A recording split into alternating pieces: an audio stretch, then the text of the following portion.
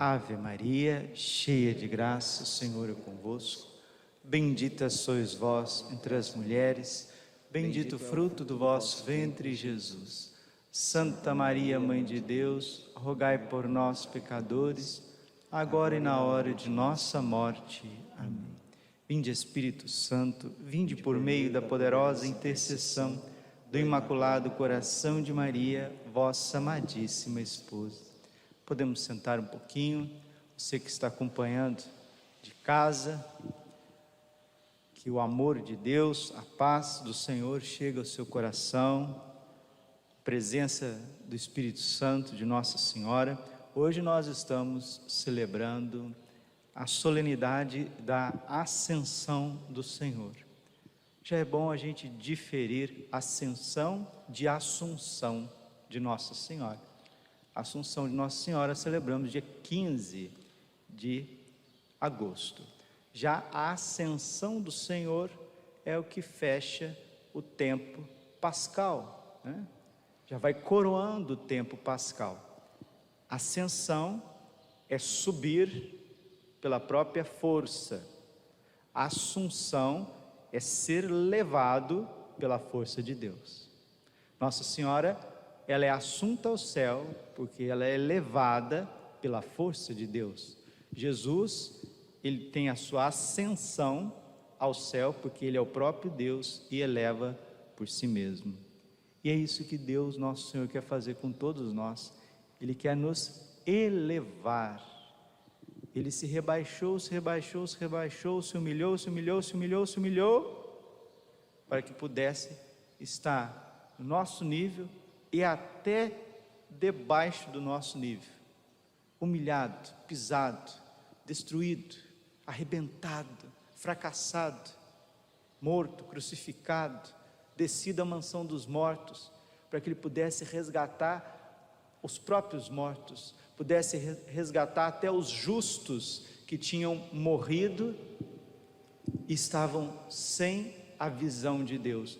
Por isso que Jesus desceu, ele desceu do seio da Trindade e ele veio encontrar um paraíso no ventre imaculado de Maria.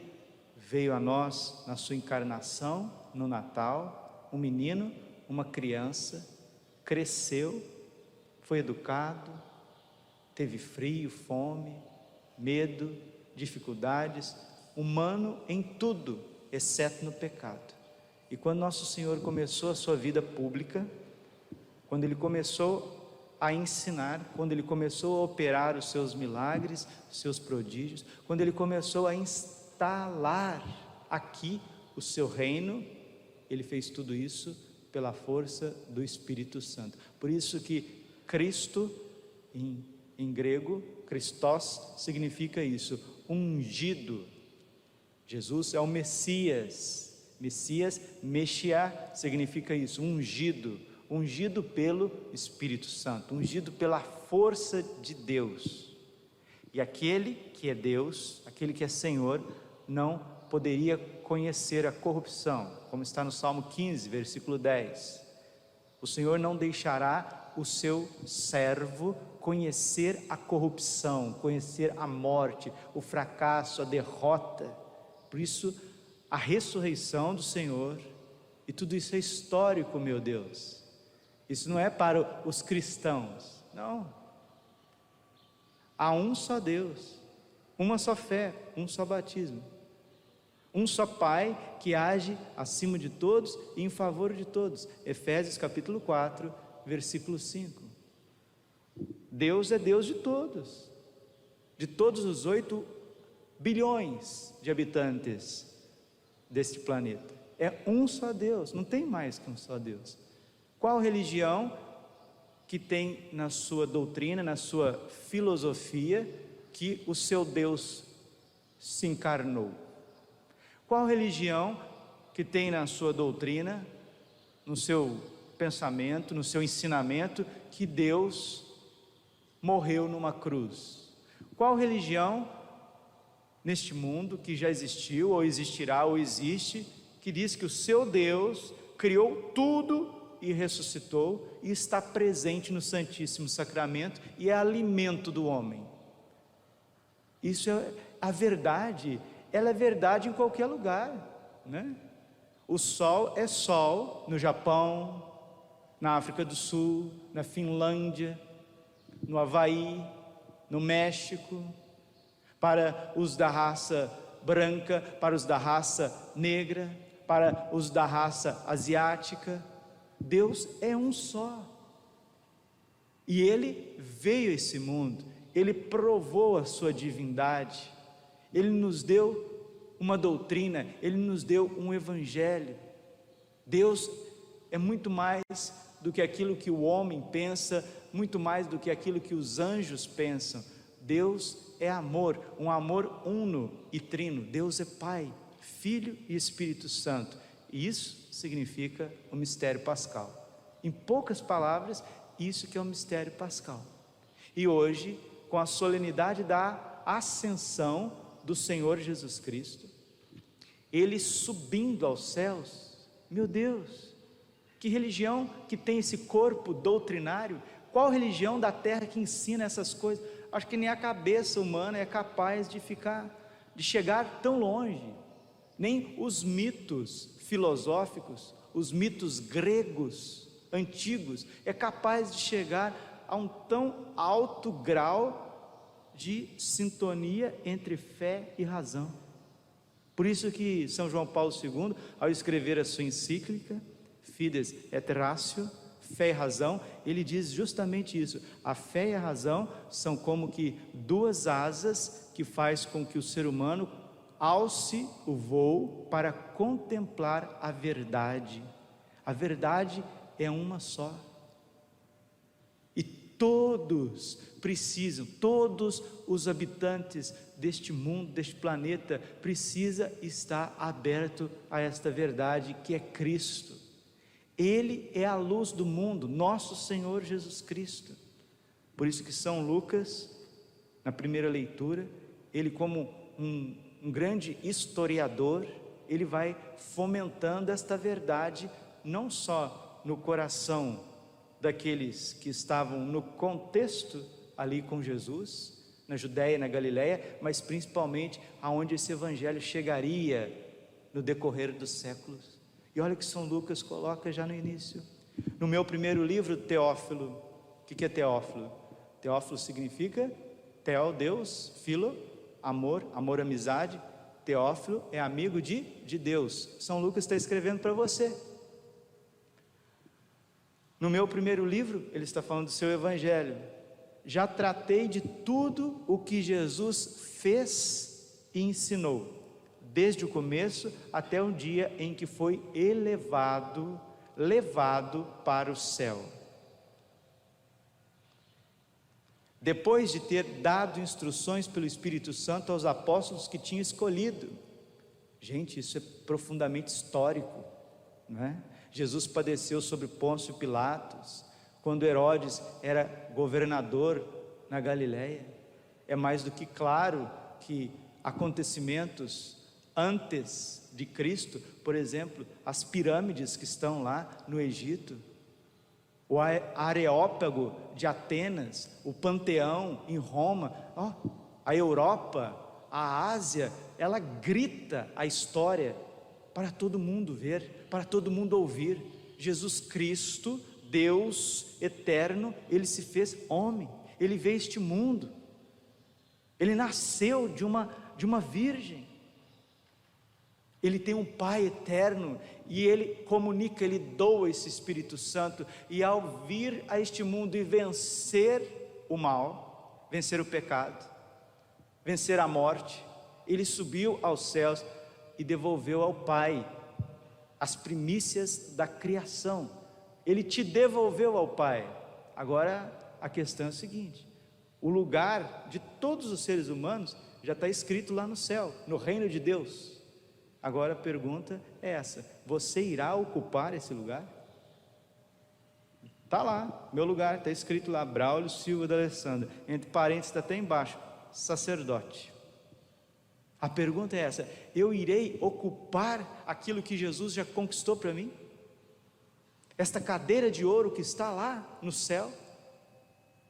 esse amor infinito, esse reino infinito, onde Jesus já está lá na sua glória, na sua felicidade, com os anjos e com todos os santos, e com os nossos antepassados, as pessoas que morreram na amizade de Deus, morreram na graça de Deus, talvez purificaram por um grande tempo no purgatório os nossos antepassados, nossos avós, bisavós, trisavós, tios, parentes, pelas nossas orações, pela Santa Missa, pelos sacramentos, talvez já esteja lá na glória de Deus, ou então precisando das nossas orações no purgatório, para contemplar a glória de Deus, esperando a ressurreição dos seus corpos. Meu Deus, que coisa extraordinária! A quem nós iríamos? Aonde você iria para escutar isso daqui agora? Vai ligar a televisão? O que você vai escutar na televisão? Liga lá, televisão. Canal fechado, canal aberto, canal mais ou menos, YouTube. O que você vai escutar nessa televisão, a não ser...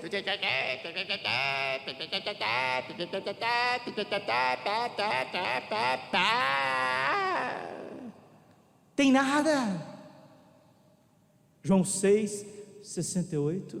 A quem iríamos? Nós, Senhor, só Tu tens palavra de vida eterna.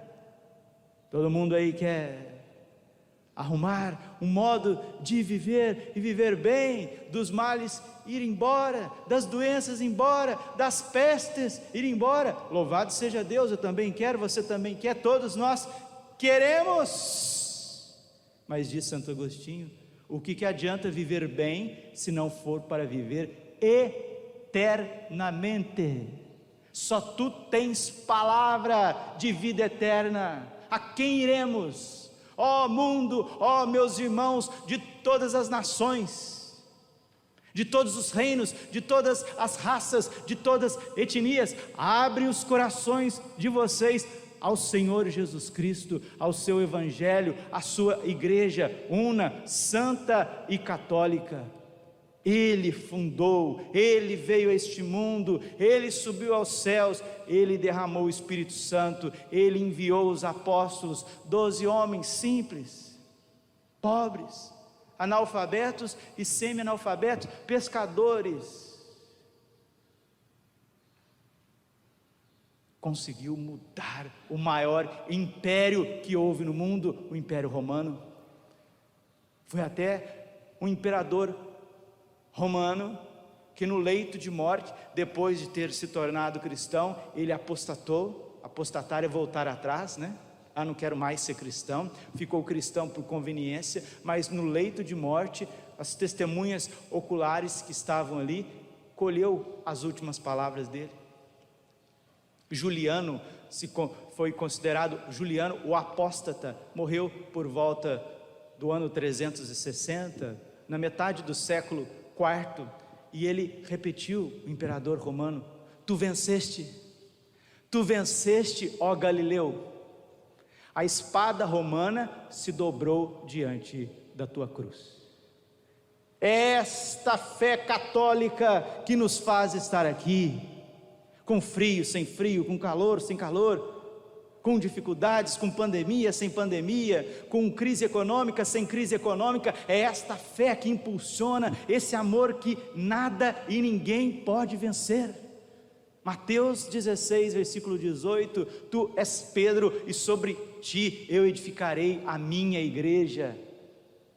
Eu te darei as chaves do reino dos céus, e as portas do inferno não prevalecerão contra ela.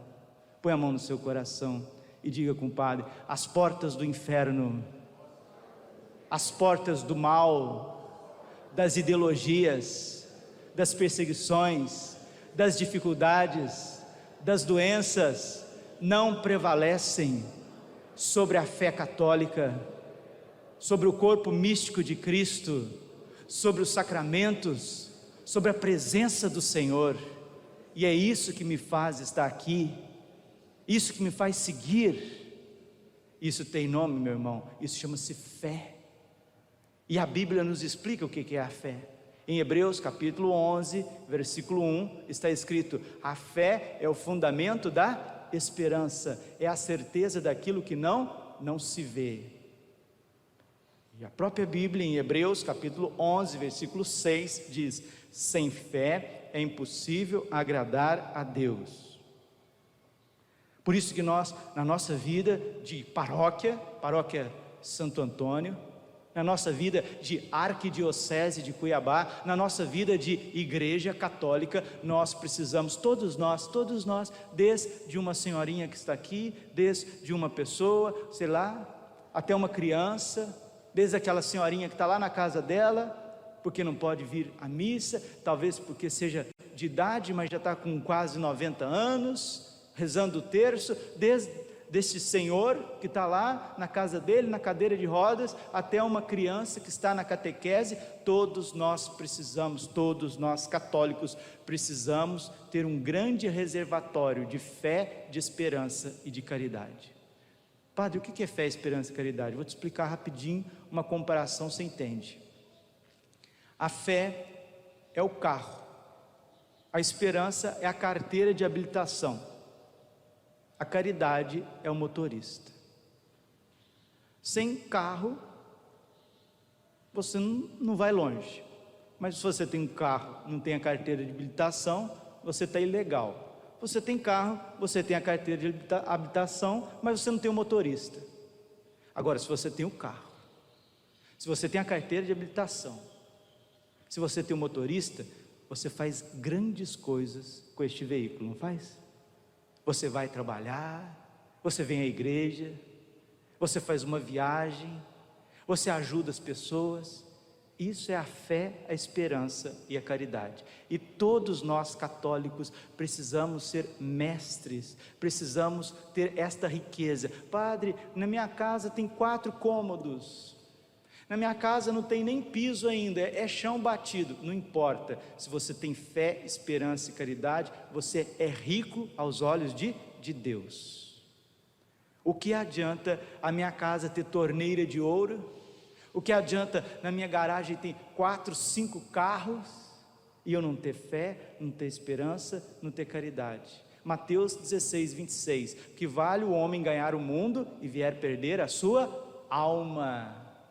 Santo Agostinho mesmo diz: aquele que não medita na eternidade, ou perdeu a fé, ou perdeu a razão. E desculpa, queridos, o mundo moderno perdeu os dois, por isso que está aí, se debatendo, sem esperança, num monte de blá blá blá, umas notícias loucas, malucas. Nunca vi isso, tomando o lugar de Deus, dando prognósticos infundados na própria ciência. Fala uma coisa, depois não acontece nada, uma bobajada danada, um pessimismo danado. E se não se deixa levar pelo pessimismo, se não se deixa levar por propagandas, por mentiras, muitas vezes se deixa levar por paixões, por vida desregrada, por cobiças.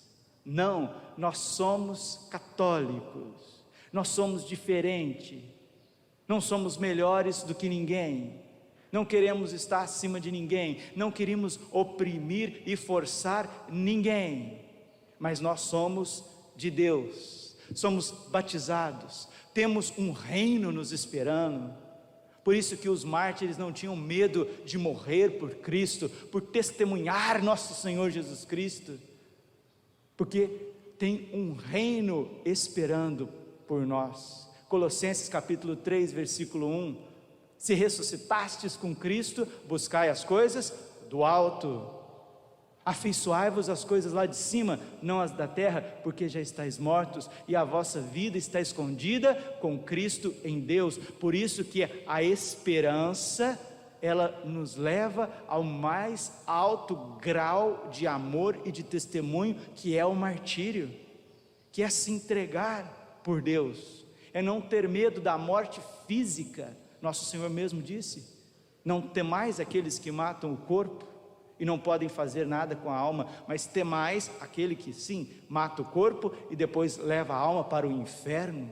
É outra verdade de fé, revelada por Jesus, 17 vezes no Evangelho, o inferno. Nosso Senhor veio a esse mundo, padeceu na cruz, desceu à mansão dos mortos, subiu aos céus, está sentado à direita de Deus Pai e derrama o Espírito Santo sobre nós, pobres, falhos, míseros pecadores, para que possamos evangelizar. Uma igreja que não evangeliza, uma igreja que não comunica a boa nova, o amor, que é o próprio Cristo, os sacramentos, ela não é a igreja de Cristo, não é. A igreja de Cristo é viva, a igreja de Cristo é dinâmica, a igreja de nosso Senhor Jesus Cristo, os cristãos são movidos pelo Espírito Santo, por Deus, e eles são o sal da terra e a luz do mundo. Mateus capítulo 5, versículo 13, vós sois o sal, ou seja, você dá sabor para este mundo, você dá tempero para esse mundo, você equilibra o mundo. Tira os cristãos, todos os cristãos batizados agora do planeta, tira, tuf, só reina orgulho, ganância e cobiça, e luxúria, porque a fé leva à humildade, a esperança leva ao desprendimento, e a caridade leva à pureza. Se você tira os batizados, que são aqueles que vivem de fé, esperança e caridade, o que sobra no globo terrestre? Orgulho, um querendo dominar o outro, ganância, as guerras, um querendo conquistar o outro, luxúria, todos se pervertendo, uma perversão sexual de todos os lados. Que coisa extraordinária, meus irmãos, que bem que Deus quer dar para nós, que é a fé, esperança e caridade. É isso, a igreja serve para isso, a paróquia Santo Antônio serve para isso, para gerar a fé, esperança e caridade, mediante os sacramentos, e aumentar a fé, esperança e caridade, mediante uma vida de oração, uma vida de comunhão, uma vida fraterna.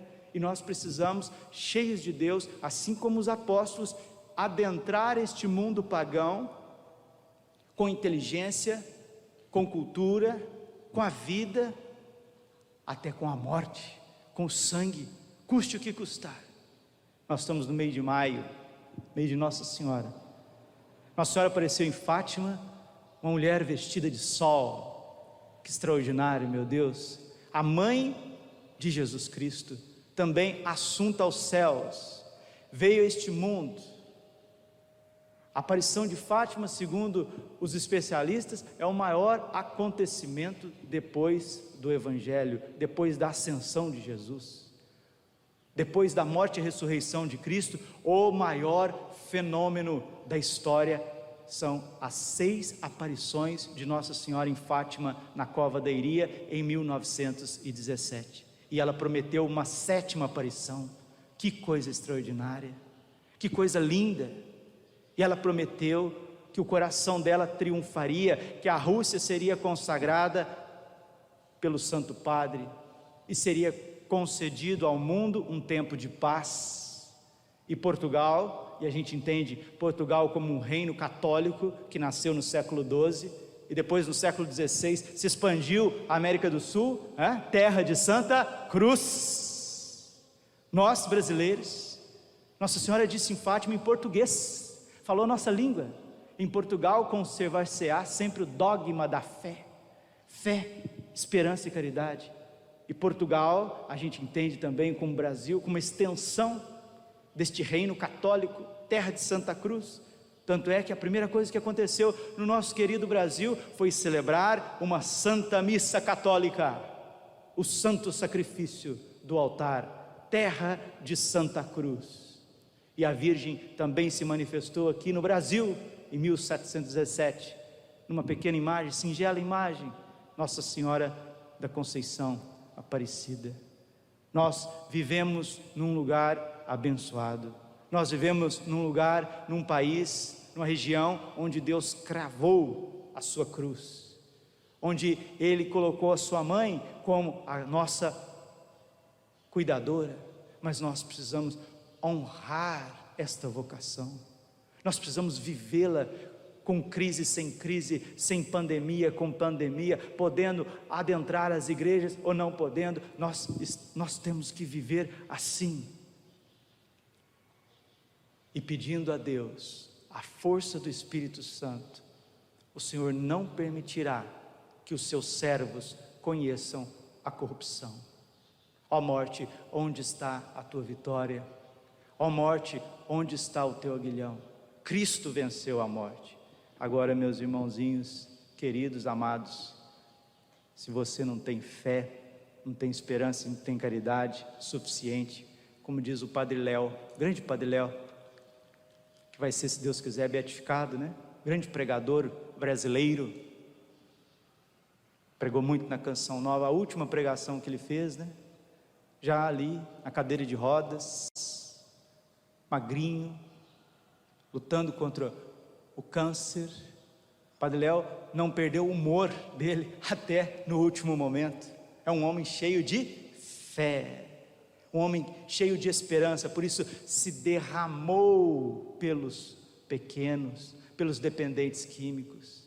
Um homem cheio de caridade, porque não tinha medo daqueles que matam o corpo, não tinha medo do câncer, não tinha medo das perseguições, por isso evangelizou, pregou. Quantas vezes ele veio também aqui em Cuiabá? E o Padre Léo, na sua última pregação, que é buscar as coisas do alto, hoje nós estamos falando da ascensão do Senhor, ele disse justamente isso, aquele jeitinho dele, né? Eu tinha dó de quem era feio, agora eu tenho dó de quem não tem fé. É isso mesmo. Eu sou padre, sacerdote, Deus Altíssimo, estou aqui por causa de vocês, porque não tem sentido um sacerdote sem ovelhas, um pastor sem ovelhas, não tem sentido. A razão de nós sermos sacerdotes são as ovelhas.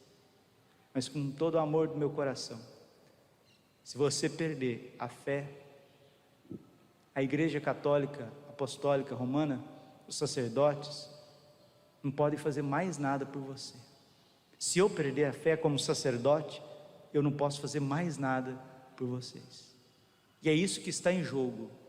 Não é o que eu vou comer, o que eu vou beber. Não é se eu estarei aqui amanhã ou não estarei aqui, não importa. Os cristãos, dos 3 primeiros séculos, eles não tinham portas de igrejas, mas eles celebravam nas catacumbas. Eles alimentavam a fé ouvindo a pregação dos apóstolos e dos bispos que os apóstolos consagraram.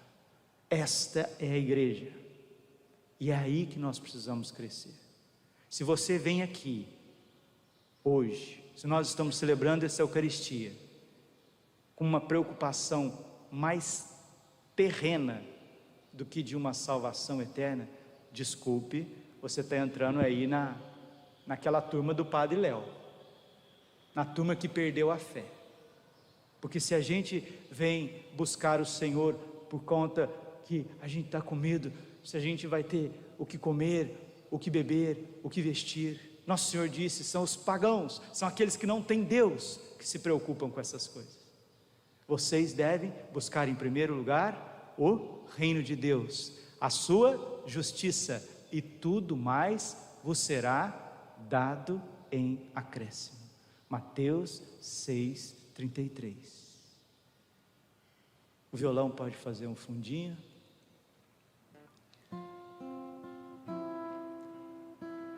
E a alegria de celebrar o domingo, dia do Senhor, é de saber que o Senhor cuida de nós, que nada e ninguém tire do teu coração, da tua inteligência, da tua vontade, da tua memória, estas santas palavras, as palavras do Evangelho. Quem iremos nós, Senhor? Tu tens palavras de vida eterna. Eis que estarei convosco todos os dias, até a consumação dos séculos. Eu sou o bom pastor, eu dou a minha vida pelas minhas ovelhas. Quem come a minha carne e bebe o meu sangue, permanece em mim e eu permaneço nele. Nada trouxemos para este mundo, tampouco nada levaremos.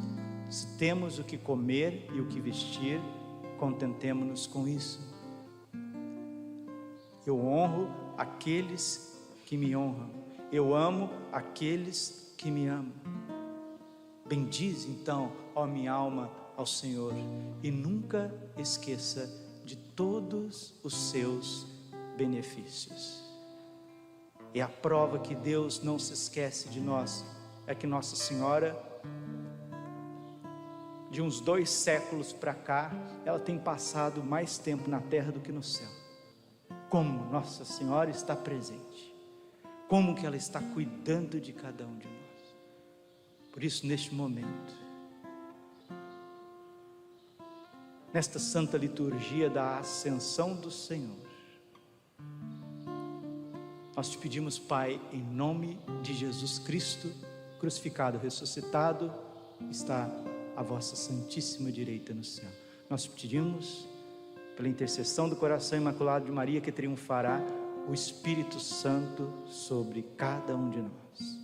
Sopra, Senhor, como fizeste na visão de Ezequiel, que esses ossos ressequidos, cansados, trêmulos, abatidos, fadigados, sejam agora revestidos, Senhor, pela força do alto, pelo dom do Espírito Santo. Nos prepare, Senhor, nesta novena de Pentecostes, nos prepare para uma renovação do nosso coração.